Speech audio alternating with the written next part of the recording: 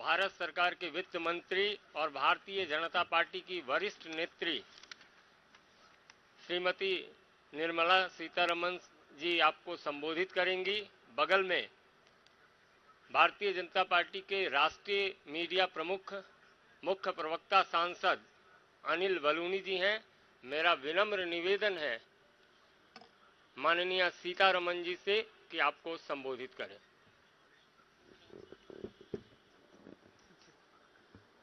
Namaskar, good evening.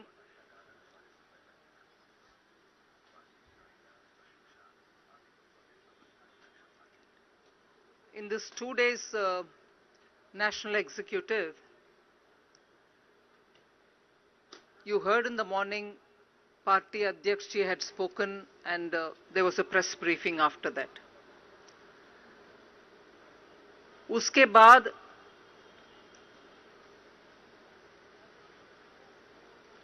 चार states का उनके अपने अपने पार्टी एक्टिविटीज को कैसे प्रोग्रेस हो रहा है उधर उसके ब्रीफिंग हुआ। त्रिपुरा, नागालैंड, मेघालय, कर्नाटका, इन स्टेट्स का हमारे स्टेट पार्टी अध्यक्ष और कर्नाटका के चीफ मिनिस्टर, कर्नाटका के अध्यक्ष के साथ और त्रिपुरा के चीफ मिनिस्टर, त्रिपुरा के पार्टी अध्यक्ष के साथ रिपोर्ट किए।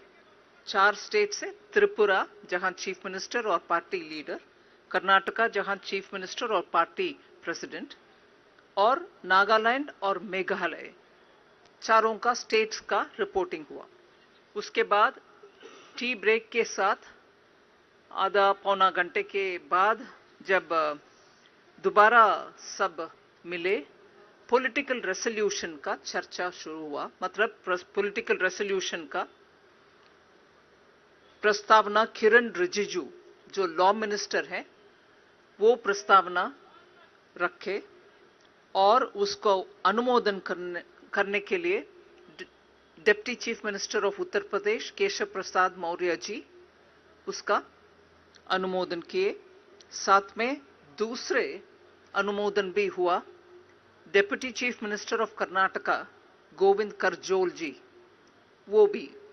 एक प्रस्ताव किरण रिजिजू के द्वारा पॉलिटिकल रेसोल्यूशन और उसका अनुमोदन करने के लिए दो डिप्टी चीफ मिनिस्टर्स, एक उत्तर प्रदेश का deputy chief minister Keshav Prasad Maurya जी और दूसरा गोविंद करजोल जो डिप्टी चीफ मिनिस्टर कर्नाटका। इस प्रस्ताव में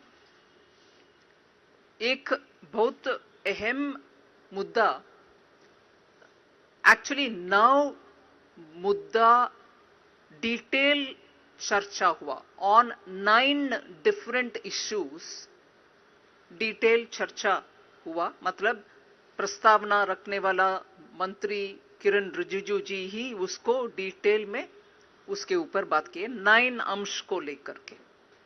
उसमें सबसे पहला मैं आपके सामने रखना चाहती हूं कि कैसे भारत के विपक्ष में बीजेपी और मुख्यतः प्रधानमंत्री जी के खिलाफ नेगेटिव कैंपेन करना और उसमें एकदम हल्के भाषा में या अब्यूसिव लैंग्वेज के साथ, नेगेटिव टोन के साथ प्रधानमंत्री जी को व्यक्तिगत नीचे दिखाते हुए भाषा के साथ बार बार जो नेगेटिव कैंपेन होते रहा, उन सब में लीगली कोर्ट एक के बाद दूसरा करके सुप्रीम कोर्ट तक मामला हर एक बार गया और सुप्रीम कोर्ट में हर एक बार उन 9 मुद्दे के ऊपर सुप्रीम कोर्ट के द्वारा नेगेटिव डिसीजन, मतलब ऑपोजिशन के खिलाफ डिसीजन जो हुआ, उससे ऑपोजिशन का कंप्लीट ये नेगेटिव कैंपेन को बार बार कोर्ट के द्वारा ऐसे जजमेंट के द्वारा उनको नकारते आए। ऑपोजिशन का नेगेटिव कैंपेन के ऊपर टीका टिप्पणी कोर्ट के द्वारा होते आए। क्रशिंग लीगल रिस्पॉन्स के द्वारा ऑपोजिशन को आज बेनकाब कर दिया, एक्सपोज कर दिया। वो 9 मुद्दे में सिर्फ आपको कोट कर रही हूं जहां नेगेटिव प्रधानमंत्री जी के खिलाफ व्यक्तिगत अब्यूसिव लैंग्वेज के द्वारा नेगेटिव कैंपेन जो ऑपोजिशन बुनियाद आरोप लगाकर चला, उन सब में हर एक में कोर्ट के, सुप्रीम कोर्ट के द्वारा नकारते हुए ऑपोजिशन के टीका टिप्पणी हुआ है।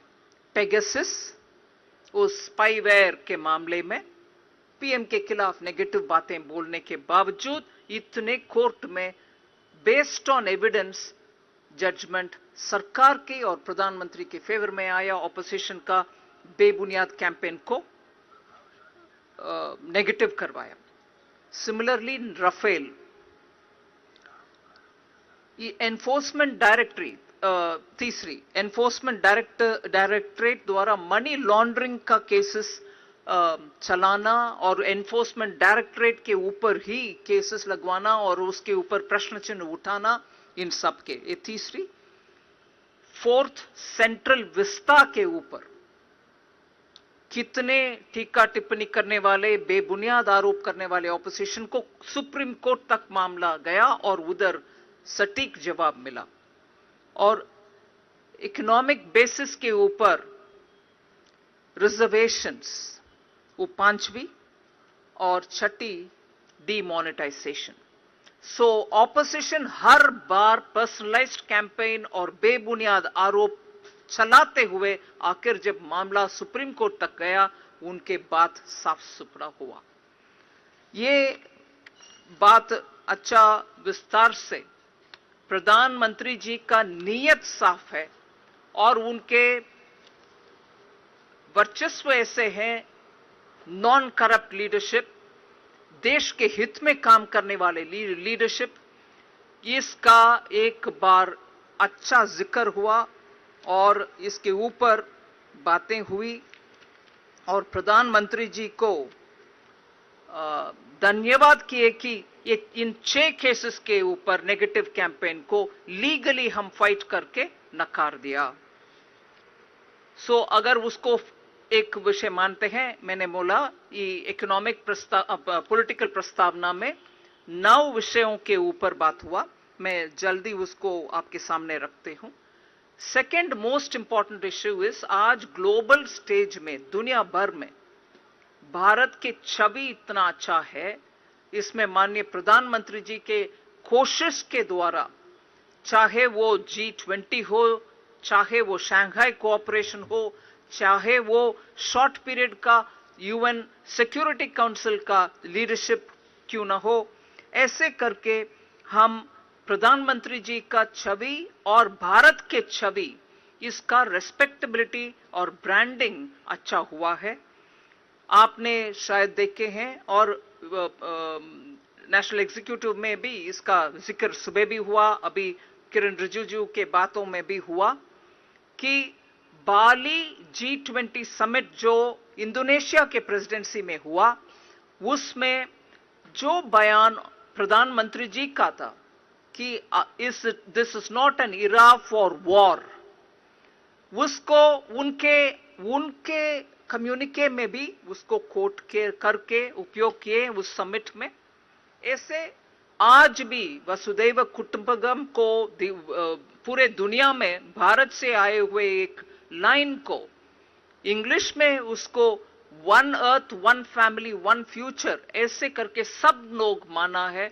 और UN रिफॉर्म्स के लिए जो बार बार प्रधानमंत्री जी बात करते हैं, इन सबको मान्यता अगर मिलता है, ये हमारे देश का प्रधानमंत्री जी का कोशिश के वजह से हुआ है। इसको नेशनल एग्जीक्यूटिव में पूरे रिकॉग्निशन मिले और प्रधानमंत्री जी को नेशनल एग्जीक्यूटिव इसके धन्यवाद कहते हुए उनको कंग्रेचुलेट भी किया। फिर विस्तार से गुजरात इलेक्शन का जीत के ऊपर अच्छा डिस्कशन चला, जहां एंटी इनकम्बेंसी को प्रो इनकम्बेंसी के रूप में बदला और 7वीं बार जीतना और वोट शेयर भी 50 से 53% तक जाना और SC क्षेत्र में, शेड्यूल कास्ट रिजर्व से क्षेत्र में 13 सीट्स में से 11 सीट जीतना। पिछले 2017 में 7 ही जीते हम, मगर अभी 11 में जीते हैं शेड्यूल कास्ट रिजर्व सीट्स में। और ट्राइबल सीट में 27 सीट्स में से 23 में हम जीत कर आए हैं। और जीतकर बीजेपी आ गए, मगर सेकंड पोजीशन में आए, उनसे हम डबल सीट जीत करके आगे बढ़े। सो सामान्य जीत नहीं है, एकदम हिस्टोरिक जीत है। डेटा के अनुसार देखने के समय इसका महत्व हमें समझ में आता है। मुख्य शहरों में अहमदाबाद में 21 सीट्स में से 19 भारतीय जनता पार्टी जीतते हैं, और सूरत में 16 के 16 बीजेपी सीट जीते हैं, और वडोदरा में 10 से 9 सीट्स बीजेपी के ओर गए हैं। इसलिए ऐसे जीत हैं जिसको हिस्टोरिक मान सकते हैं। और जहां हम जीते हैं, मार्जिन 1 लाख के ऊपर बहुत सीटों में, 75,000 में बहुत सीटों में, ऐसे 30-40,000 के ऊपर ही मार्जिन रहा हर एक सीट में। सो गुजरात की इस जीत को इस प्रस्तावना के द्वारा, और प्रस्तावना रखने वाले किरण रिजिजू भी, बाद में केशव प्रसाद मौर्य जी भी माने कि इसका इंपैक्ट आने वाले सभी असेंबली सीट्स के ऊपर होगा, और इसका इंपैक्ट 2024 लोकसभा चुनाव के ऊपर भी होगा। क्योंकि इसके साथ 2 लोकसभा बाई इलेक्शन भी भारतीय जनता पार्टी ने जीता, वो जो आजमगढ़ और रामपुर में, और रामपुर में लोक असेंबली भी हमने जीत कर आए। इसीलिए गुजरात के प्रभाव जरूर आने वाले असेंबली में और आने वाले लोकसभा सीटों में भी असर पॉजिटिवली पड़ेगा। हां, इस प्रस्तावना में और सुबह के भाषण में भी हिमाचल में हमने जो रिवाज है उसको बदलना मुश्किल हुआ। वी कुडंट चेंज द रिवाज ऑफ एक पार्टी इस बार, अगले पार्टी दूसरे बार, उसको हम बदल नहीं पाए। मगर जीत और हार में डिफरेंस लेस देन 1% था। सो एकदम जीत तक पहुंचे मगर जीत नहीं पाए। लेस देन 1% मार्जिन ही था डिफरेंस जीतने वाले और हारने वाले, ये भी रिकग्निशन हुआ। फिर सुबह माननीय नड्डा जी के भाषण में भी ये जिक्र हुआ है, आने वाले हर असेंबली चुनाव जीत कर आना है, ये संकल्प बीजेपी कार्यकर्ता ने लेना है, ये भी इस प्रस्तावना में रखा गया है। और केशव प्रसाद मौर्य जी बात करने के समय ये बात बोले कि हर गांव और हर गरीब के पास जाने के समय उनको यही सुनने में आता है कि हां, हर एक प्रधानमंत्री जी का स्कीम हम तक पहुंच रही है, लाभार्थी हर जगह बात कर रहे हैं कि हमें मिला है, इसीलिए हमें मालूम है इस सरकार गरीब के लिए, उनके कल्याण के लिए काम करने वाले सरकार है। फिर काशी तमिल संगम के ऊपर अच्छा जिक्र हुआ। सिर्फ तमिल जो आए थे काशी में उनके ऊपर असर नहीं पड़ा, उत्तर प्रदेश में भी इस कार्यक्रम का असर पड़ा है। और जब काशी तमिल संगम के विषय बात करने के समय प्रधानमंत्री जी का आध्यात्मिक और सांस्कृतिक विरासत को बढ़ाने में उनका रोल कैसे कंसिस्टेंट रहा, हर एक विषय के उदाहरण लेते हुए बात बोला गया है। चाहे वो काशी तमिल संगम हो, काशी विश्वनाथ कॉरिडोर हो, अयोध्या सुप्रीम कोर्ट के डिसीजन के बाद, मगर उसमें भी तेजी से कैसे काम हो रहा है, और महाकालेश्वर उज्जैन में कैसे काम हो रहा है, और बुद्ध सर्किट कैसे उसका भी पुनरुत्थान हो रही है, और राम सर्किट का भी कैसे काम चल रही है। इन सब में से प्रधानमंत्री जी का कल्चरल एंड स्पिरिचुअल हमारे हेरिटेज को स्ट्रेंथन करने का उनके प्रयत्न के ऊपर भी बहुत अच्छा उनके ऊपर बधाई देने वाले बातें हुआ है। फिर ये हर घर तिरंगा वाले विषय में गए, उसमें भी टारगेट था 20 करोड़ तक तिरंगा लहराने के लिए, और एक्चुअली इसमें भाग लेने वाले बहुत सारे एमएसएमई सेक्टर्स बनाने के लिए, झंडा बनाने के लिए उनका कोऑपरेशन को अच्छा रिकॉग्नाइज किया है नेशनल एग्जीक्यूटिव में। और टेक्सटाइल से जुड़े हुए बहुत सारे इंडस्ट्री भी सामने आए। 11 स्टेट्स में काम हुआ है झंडा बनाने के लिए, उन सबको धन्यवाद भी कहा गया है। जब 20 करोड़ झंडा फहराने के लिए टारगेट था, 30 करोड़ तक पहुंचा अचीवमेंट, आखिर 30 करोड़ तक झंडा लहराया गया। उसके लिए भी अच्छा सा उस कार्यक्रम के ऊपर प्रधानमंत्री जी का एक नया सा एक्सपेरिमेंट था कि देश को एकजुट करने में, देश का हमारे तिरंगा को ही दोबारा याद दिलाना आवश्यक है, करना चाहिए। ऐसे उनके आइडिया को अच्छा आगे ले गए। इसके लिए पेट्रियोटिज्म बिल्डअप हुआ नेशनल एग्जीक्यूटिव में, उसमें भी अच्छा रिकग्निशन किया गया है। फिर मन की बात, उसके ऊपर भी जैसे नॉन पॉलिटिकल प्लेटफॉर्म, आम जनता के साथ जोड़ना और छोटे छोटे लोगों का सेवा भाव के द्वारा जो कार्यक्रम पूरे देश में हुआ, गांवों में हो रहा, ट्री प्लांटिंग हो, रोड बनाना हो, हॉस्पिटल लेके जाना हो, कुछ इनोवेटिव थॉट हो, आम जनता को रिकॉग्नाइज करने वाले मन की बात के द्वारा कैसे प्रधानमंत्री जी परमानेंट ब्रिज बना दिया उनको और आम जनता के साथ जोड़ने का, उसका भी एक जिक्र किया गया है। एक विषय जो मैं I feel very important about, and I think it's a very important recognition, वीर बाल दिवस का घोषणा करना, ये सिख कम्युनिटी के लिए एक बड़ा सा सेवा जो माननीय प्रधानमंत्री जी ने किया, उसका उल्लेख हुआ है। जहां इट वाज 9th जनवरी प्रकाश पर्व था दशम पिता गुरु गोविंद सिंह जी का, उस समय ये घोषणा करना कि उनके सुपुत्र दो आई थिंक साहिबजादे बाबा वीर जोरावर सिंह जी और बाबा वीर फतेह सिंह जी, दोनों गुरु गोविंद जी के सुपुत्र जो बलिदान हुआ उनका, उनको याद दिलाने के लिए दिसंबर 26 को शहीद वीर बाल दिवस मनाने का घोषणा जो माननीय प्रधानमंत्री जी ने किया, उसके ऊपर एकदम हर्ष, हैप्पीनेस व्यक्त हुआ और पूरे नेशनल एग्जीक्यूटिव में उसका बहुत ही अप्रिशिएट किए हैं।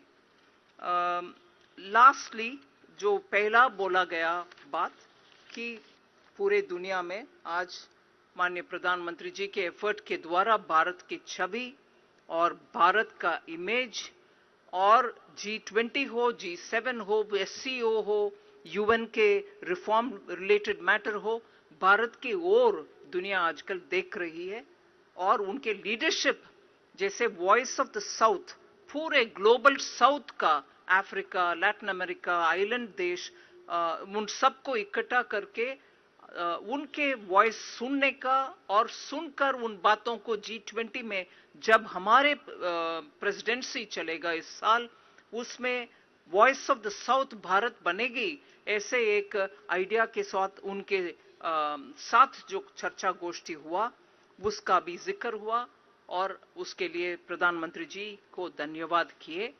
और ये इलेक्शन के, स्टेट असेंबली इलेक्शन के विषय में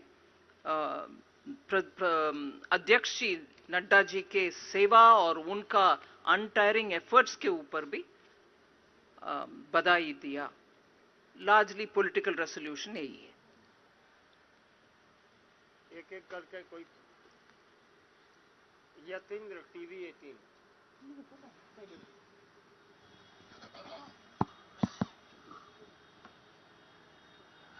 मैडम वीर बाल दिवस की आपने चर्चा की, काफी प्रशंसा हुई, लेकिन कई सिख संगठन ऐसे थे वो इस नाम को बदलाव करने की उन्होंने डिमांड की, तो क्या इस पर चर्चा हुई कि इस नाम को चेंज करना चाहिए? चर्चा नहीं। छोटा सा करेक्शन, गोविंद करजोल जी सीनियर कैबिनेट मिनिस्टर, मैंने डिप्टी सीएम बोला, यूपी के डिप्टी सीएम, कर्नाटका के सीनियर कैबिनेट। निर्मला जी, प्रधानमंत्री ने पिछली बैठक में एक बार आह्वान किया था कि हमें सबका साथ और सबका विकास को मद्देनजर रखते हुए मुस्लिम और खासतौर से पसमानदा मुस्लिम की तरफ भी ध्यान देना चाहिए। तो इस बार भी क्या मुस्लिम समुदाय के लिए राजनीतिक प्रस्ताव में कुछ कहा गया है क्या? राजनीतिक प्रस्ताव में कुछ नहीं कहा गया। आमोद राय, टीवी 9।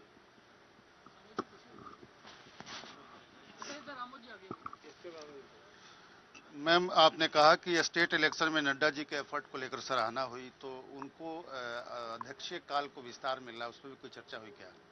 नहीं, राजनीतिक प्रस्ताव के द्वारा कुछ चर्चा नहीं।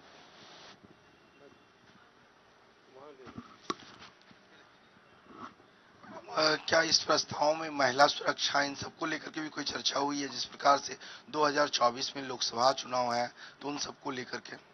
नहीं, उसके ऊपर चर्चा नहीं हुई। अनामिका रत्ना। कि नेगेटिव कैंपेन जो चलाया गया विपक्ष की तरफ से, तमाम मुद्दों पर एससी ने उन्हें लेट डाउन किया, तो जो उपलब्धियां रही और जो नेगेटिव ये क्रिटिसिज्म रहा, उनको उपलब्धियों को लेकर भी कोई आगे कार्यक्रम चलाने की बात हुई? उपलब्धियों को लेकर ऐसा कोई प्रस्ताव किया गया?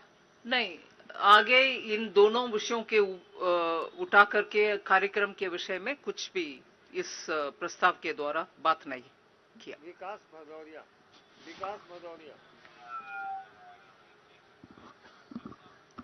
निर्मला जी, आपने कहा कि नेगेटिव कैंपेन में 6 पॉइंट गिनाए गए, लेकिन आजकल कांग्रेस एक नेगेटिव कैंपेन चला रही है जीएसटी को लेकर। अब से कुछ देर पहले फिर से एक बार राहुल गांधी ने ट्वीट करके कहा है कि जो जीएसटी है उसमें 65% योगदान गरीबों का है, 10% योगदान देश के बड़े उद्योगपतियों का है। तो इसको लेकर कोई बातचीत हुई? नहीं, प्रस्ताव के द्वारा बातचीत नहीं हुई। लेकिन जीएसटी को लेकर जो नेगेटिव कैंपेन चल रहा है, नहीं, उसके ऊपर इधर चर्चा नहीं हुई। अंतिम सवाल संजय शर्मा, लोकमत। मैडम, आपने कहा कि पॉलिटिकल रिजोल्यूशन में गुजरात की जीत पर बातचीत हुई, किस तरीके से एंटी इनकम्बेंसी को प्रो इनकम्बेंसी में बदलने की बात हुई।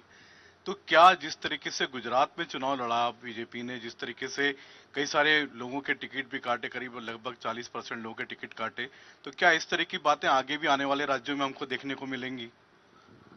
इंतजार करिए। Thank you. इंडिया टीवी हर वक्त हर जगह डाउनलोड करने के लिए सर्च करें India TV news Google play store या ऐप स्टोर पर।